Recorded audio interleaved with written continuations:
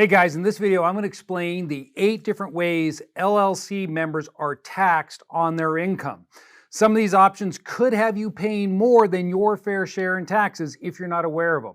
But hey, if you want to learn more about how to properly structure all of your real estate investments and reduce your taxes, you can join us and register for our free tax and asset protection live event at the link below. All right, let's discuss LLCs and taxation. Now, when it comes to LLCs and taxation, the first thing we need to determine is how is your LLC set up? Is a member managed or a manager managed limited liability company? Because that is going to play in to a lot of what we're doing here when we're figuring out the LLC and what tax elections or how that income is going to hit you. Now, the first type of LLC option you have is what we call a single member limited liability company. That means you set up an LLC right here. And guess what? There's only one member. It's just you. So when you set up a single member LLC, you will typically, or you can elect to treat this as a disregarded entity for tax purposes. And so what does that mean? That means that any money you earn, let's say I make $100K inside of this limited liability company, all that is going to flow down and be taxed to me on my 1040. And I'm going to file what's called a Schedule C for that income. So that'll all be Schedule C income. That means you're going to be subject to employment taxes on that entire amount plus ordinary income taxes. Now, that's on active income. So if your LLC was set up and it has passive income inside of it, then the second way in which it can be taxed is not on a Schedule C, it can end up on your Schedule E or possibly D, depending on the type of passive income that's earned. So in that case, you're typically looking at a limited liability company that owns a piece of rental property. So if I had a piece of rental property inside of this LLC, and again, if it was a disregarded entity, then that's going to show up on my Schedule E on my 1040. So when I say it's a single member LLC and disregarded, that means that it's being ignored for federal tax purposes. Now, the third way in which LLCs can be taxed is going to be partnership tax status. And so we're looking at partnership. You have partnership passive or partnership active. So in a limited liability company where there are 2 members, now you can elect to be treated as a partnership, which means this, that your limited liability company is going to file a 1065 tax return. And so when we look at the LLC, if this LLC is engaged in activities that are considered to be passive, again, let's say rental real estate, then the income is going to flow down to each of these members based upon their ownership interests.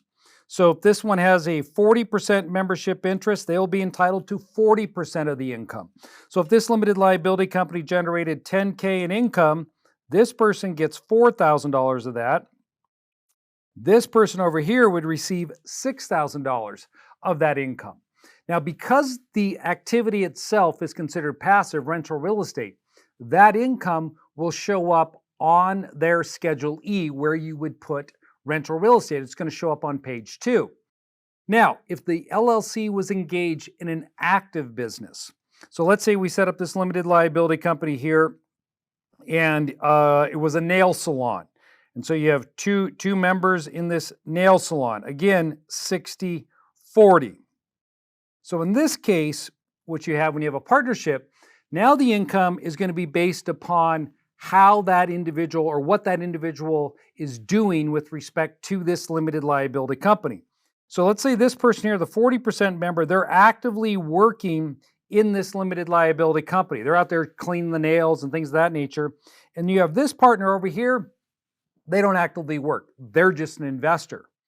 So the way taxes work in this particular structure with a limited liability company that's chosen partnership tax status is the person who is actively working in the business.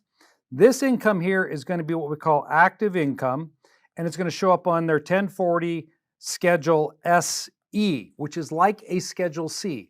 So this income that you generate from working for an LLC is going to be subject to 15.4% employment taxes. So you're going to have to pay that higher tax rate because it's considered active income to you.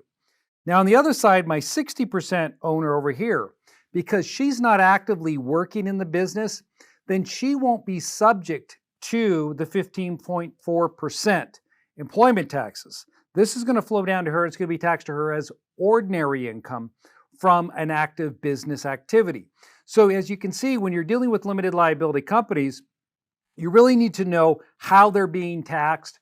Number one, from is it federal, how they set up for federal tax purposes, but also what the engagement level is like from the members or managers in that business to determine how the IRS is going to treat the income that they're generating. All right, so the fifth method when it comes to taxing LLCs is whether or not your LLC is going to be set up to be treated as an S corporation. So if you set up an S corporation limited liability company, again, we've got this LLC set up. It's treated as an S corp for federal tax purposes. Like a partnership, it's a flow-through entity. So whatever money is earned inside of the limited liability company, it'll flow down to the members based upon their ownership interest, and that'll come to them on a K-1. Now, when it's a passive activity, so for example, again, if you had a rental property inside of that S corporation, which I don't recommend you do, but if you did, then it's going to follow the partnership. It's going to flow down and be taxed on your 1040 as passive income. Now, if you ran it as an active business, so the sixth way in which you could be taxed with an LLC is if you have it set up as an S corp here, but now we have an active business in here, inside of here. So let's say it's a logistics business and you're running trucks out to move stuff around.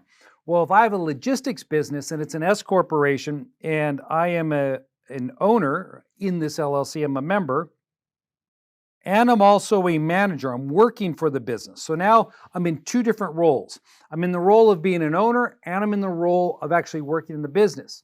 So in this case, you're going to get taxed two different ways. So as your active side, for your management side, when you're working in the business, you're going to receive a W-2 income. That's going to be a deduction to your company. This is active income to you. And this is where a lot of people like LLCs and they like for active businesses, they like to treat them as S corps because they're able to utilize this strategy that I'm about to show you. Let's assume that my income from my business this year is $200,000. Well, I don't want all of that $200,000 to be considered active income and paid out as W-2 because it'll be subject to 15.4% on the vast majority of it. So instead, I want to be able to take some of it as active because you're required to do that if you're working for your company. And I want to take some of it as a distribution, as non-active income, ordinary income from an active trade or business. Because that ordinary income that comes down to me from this LLC treated as an S corp will not be subject to 15.4%. So what some business owners might do here is they'll pay themselves what we consider to be a reasonable salary. They'll pay themselves $80K. That $80,000 is going to be subject to this 15.4%. But then they'll take $120,000 as a distribution, of which they will not have to pay employment taxes on. So in that particular tax strategy here, what you're able to do is save on the employment taxes. And again, like I said, that's why it's attractive to a lot of small business owners is S corporation tax treatment for their limited liability company. Now, the seventh way in which you can treat a limited liability company is to set it up as a C corporation. All right, so I can set this LLC up to be taxed as a C corp. Now, with the C corporation, when I have this company set up, the C corporation pays a flat tax at 21%. So if the company earns $100,000 and it doesn't expense that money out, then the company's going to pay tax at a flat 21%. But if you're a member here and you're the manager and you're working for the company and you want to draw a salary, then you're going to take out a salary. Let's say you decide to set your salary at $80K.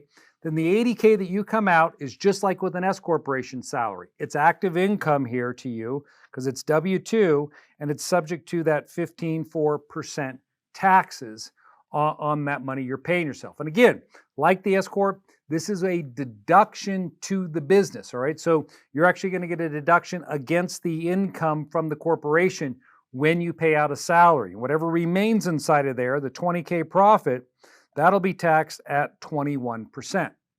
All right, now the eighth way in which C Corp LLCs are taxed, or you're going to be taxed with that, is when you have your company set up, and let's say in that example, again, I made 100K and I'm the member down here and I paid myself a salary, but then I decide to take out what we call a dividend. So when you take a dividend out of your company, you're going to pay tax at a flat, typically 20%. Actually, it's going to be about 23, a little over 23% on the money you pull out of there as a dividend. So this money that comes out to you is considered to be a dividend. It's essentially passive in nature when it's distributed down to you. So unlike the partnership or the disregarded entity where you look at the business and you say, hey, is it an active business or is it a passive business? If it's active, you get taxed as active income. With a limited liability company that's set up as a C corporation, it's going to be paid out to you as a dividend, and it doesn't matter how the income was earned inside of the business itself.